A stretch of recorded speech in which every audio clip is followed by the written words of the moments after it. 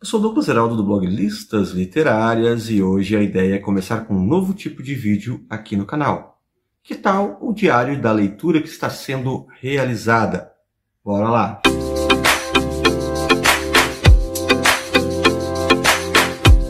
Olá, leitores e leitoras, eu sou o Douglas Heraldo do blog Listas Literárias, sim, aquele blog com as listas mais criativas e originais da internet brasileira, e esse aqui é o meu canal no YouTube. Canal no YouTube que a gente traz obras que foram discutidas lá nas listas literárias e outras questões relativas à linguagem, ao mundo da literatura e tudo mais. Por isso eu te convido a se inscrever aqui no canal, também deixar o seu like, o seu joinha. E hoje a ideia é começar um novo tipo de vídeo para ver se vocês curtem, se vocês gostam. Vão colocando inclusive aqui embaixo nos comentários se vocês vão se agradar dessa nova proposta, que é a realização de diários de leitura. Em determinados momentos eu vou tentar pegar obras que eu estou lendo e, a partir delas, em vez de comentar a leitura posterior à obra, em vez de fazer um vídeo sobre o livro, a ideia é justamente ser um pouco disso, quase que um clube do livro, realizando diários de leitura, dando conta do andamento do processo de leitura de um ou de outro livro que eu esteja lendo. E a ideia é começar com este Auto Presente de Natal, que é um livro que eu queria ler há algum tempo, que é Guerra do Velho, do John Scalzi, né? E aqui, na proposta desse vídeo Diários de Leitura, é justamente ir compartilhando com vocês a sequência, o avanço da leitura passo a passo, né? Aos poucos. Então eu comecei a leitura ontem deste livro, a partir da data de postagem, né? Não será sequencialmente os vídeos totalmente dentro da data de postagem, mas enfim, aos passos que eu vou lendo. Então comecei a ler o livro, li os capítulos 1, 2 e 3, e neste primeiro vídeo, nesta estreia deste formato aqui no canal, que é os diários de leitura, eu vou estar comentando e conversando com vocês os 3 primeiros capítulos de Guerra do Velho, de John Scalzi. E o livro ele começa com algo que é trazido bem na contracapa já desta bela publicação, né? Os livros da Aleph são sempre muito belos e muito bonitos, especialmente também a questão das capas, as ilustrações, o material de... Assim, ó, se você quer ler ficção científica, certamente a primeira editora que você deve lembrar é da Aleph, porque ela vai nos trazer os melhores nomes e as melhores obras da ficção científica e com publicações sempre bem bonitas e bem trabalhadas. E isso aqui, né, clássico da ficção científica. Essa é uma capa clássica de romances de ficção científica. Na contracapa a gente tem justamente as primeiras linhas do romance, que é: no meu aniversário de 75 anos, fiz 2 coisas. Visitei o túmulo da minha esposa, depois entrei para o exército.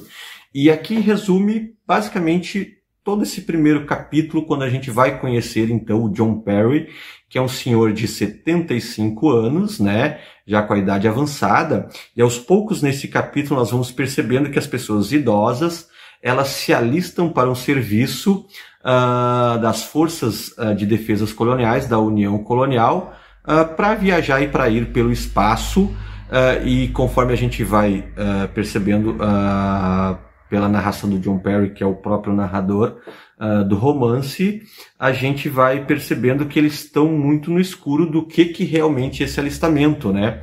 A gente, neste primeiro capítulo, vai descobrir, obviamente, que o John perdeu a esposa. A gente vai descobrir nesse primeiro capítulo que ele tem um filho, que era prefeito, inclusive, e que auxiliou com os trâmites do velório e do túmulo da sua esposa. A gente vai ver que por algum tempo ele acaba visitando o túmulo de sua mulher, nesse primeiro capítulo, e a partir dessas lembranças é justamente no momento que ele está indo para a confirmação do seu alistamento. Aos 65 anos ele se alistou junto com a esposa, e aí aos 75 anos ele está, enfim, indo até a sessão de recrutamento, né? E todo o capítulo vai se basear um pouco nessa questão desta ida dele à sessão do recrutamento das Forças de Defesa Colonial, da União Colonial, para confirmar essa sua ida para o espaço. E aí o interessante do capítulo é que aqui a gente vai ter, a partir do diálogo dele com a recrutadora, a leitura dos parágrafos e das condições de aceite dessa alistamento ao exército das Forças de Defesa Colonial, né? E são regras e demandas bastante duras, das quais ele vai assinando, porque um detalhe interessante de que por que os velhos neste futuro não até então declarado aqui. A gente não sabe a data que isso ocorre, mas a gente sabe que isso já tem um avanço no futuro. A viagem espacial é uma realidade, mas apenas a União Colonial tem este domínio da dobra espacial, né? Então é só esta União Colonial que tem a questão da dobra do tempo, da dobra do espaço ali, e que possibilita as viagens longas. A gente tem o detalhe que também fica claro nesse primeiro capítulo, de que os velhos se alistam porque supostamente, ao se alistarem, né, a esta força colonial aí, a gente vai ter o processo de rejuvenescimento deles, ou ao menos é isso que eles imaginam, e isso que fica vagando no ar neste primeiro capítulo. A gente pode perceber pela narrativa que o John Perry, inclusive a relação dele com a recrutadora, ele acaba tentando fazer algumas piadinhas, algum sarcasmo que não é bem recebido e tudo mais, mas mostra um pouco da postura dele, e também dessa postura cética do olhar endurecido que ele tem para essa velhice, né, que é a questão do tempo do envelhecimento, e que é muito forte. Então isso é quase que um resumo aí desse primeiro capítulo. E John Perry é um americano, né, interiorzão americano. Ele assina no primeiro capítulo então esse seu alistamento e confirma isso, a despeito de todas as regras contidas lá no contrato que ele assina. E o segundo capítulo vai se dar justamente da jornada dele para a estação espacial de onde ele vai sair, e aí enfim ele vai ser levado para as forças coloniais. É importante dizer que numa daquelas questões do contrato dele com a União Colonial, ao passar e assinar e passar as 72 horas, né? O tempo mágico que a gente tem tido nos últimos tempos aí, 72 horas, especialmente entre Cavaleiros do Aguardem, né? Mas ele teria 72 horas para desistência ou não, passando esse processo e completando sua viagem até a estação espacial, ele seria dado como morto legalmente na Terra e não voltaria mais para a Terra. E o segundo capítulo vai se dar justamente da viagem do John Perry entre naves e trens até Nairobi, e de Nairobi, e aí aqui tem uma descrição bem interessante, que é alguns aspectos da ficção científica, das construções e de tudo mais, que Nairobi tem uma coisa que é chamada pé de feijão, e que é tipo um elevador que vai levá-los, ele e todos os outros grupos de alistados, até a estação espacial, né? Então, esse pé de feijão, nesse processo, o John Perry vai conhecer outros idosos que estão nessa jornada, como a Jessie, que é uma senhora bem simpática, inclusive, que está ali em busca de conhecer essa nova aventura, com alguma reticência. Vai ter um camarada muito chato chamado Leon, né?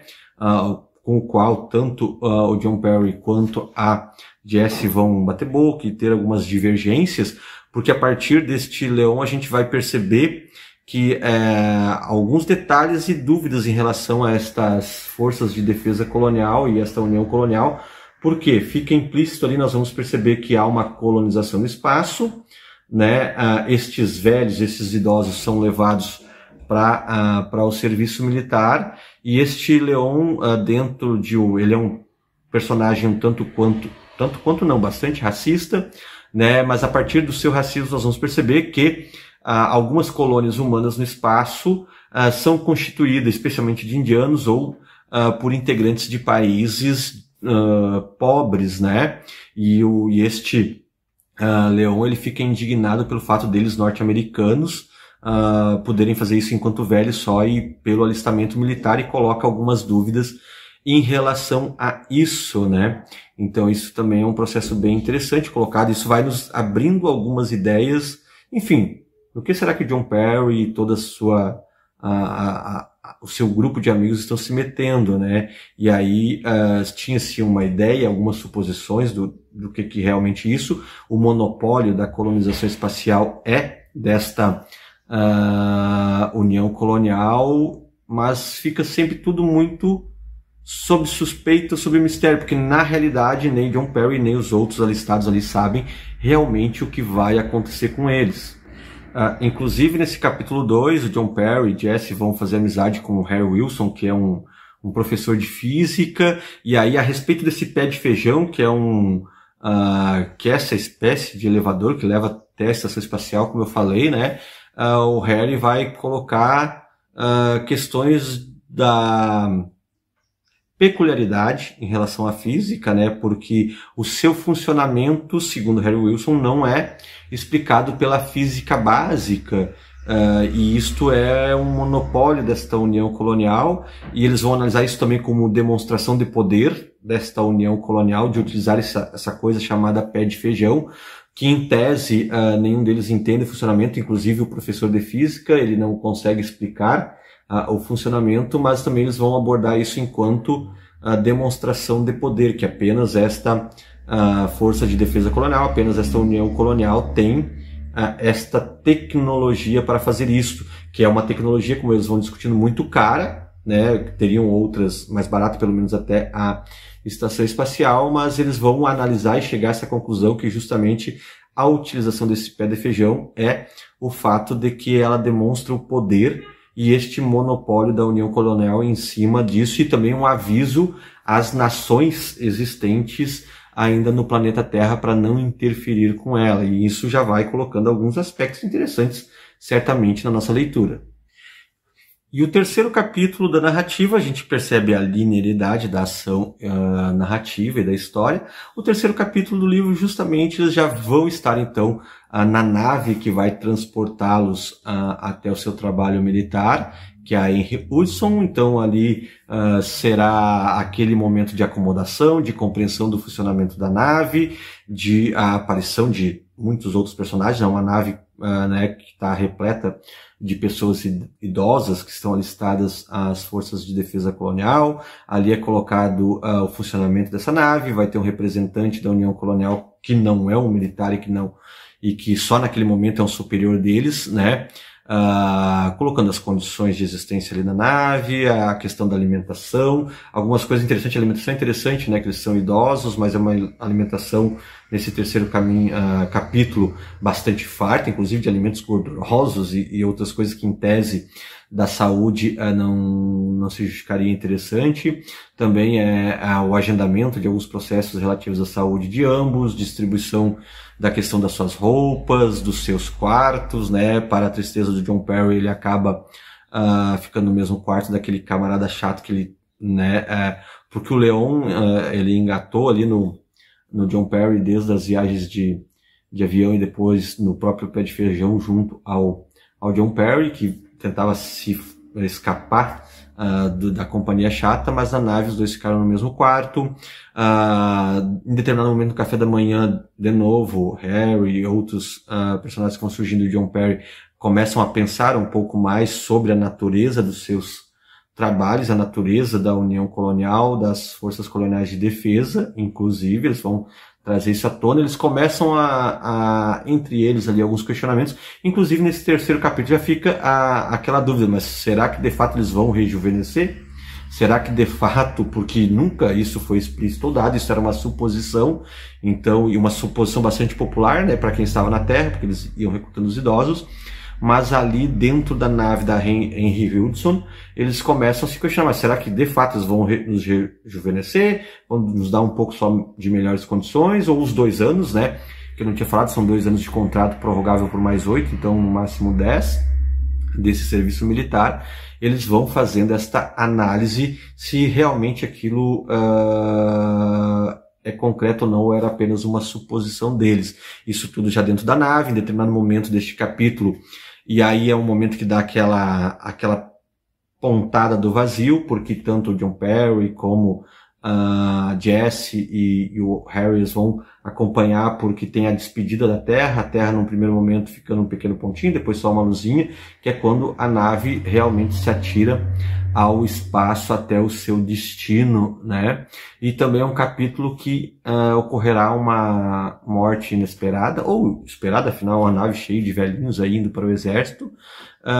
E aqui eu terminei essa primeira parte da minha leitura, dos meus diários de leitura de Guerra do Velho, e a ideia é um pouco isso, pessoal, é ir conversando com vocês, capítulos a capítulos que eu vou lendo aí a respeito da Guerra do Velho, fazer algumas obras eu vou tirar durante o ano aqui, estamos ainda em 2024, e a minha ideia é que em 2025 permaneça esse tipo de jornada, que é fazendo com algumas narrativas, com alguns livros que eu vou escolher durante o ano, fazendo diários de leitura para ir comentando com vocês capítulo por capítulo da nossa leitura. Falou, até a próxima e não percam aí nosso diário de leitura de Guerra do Velho do John Scal.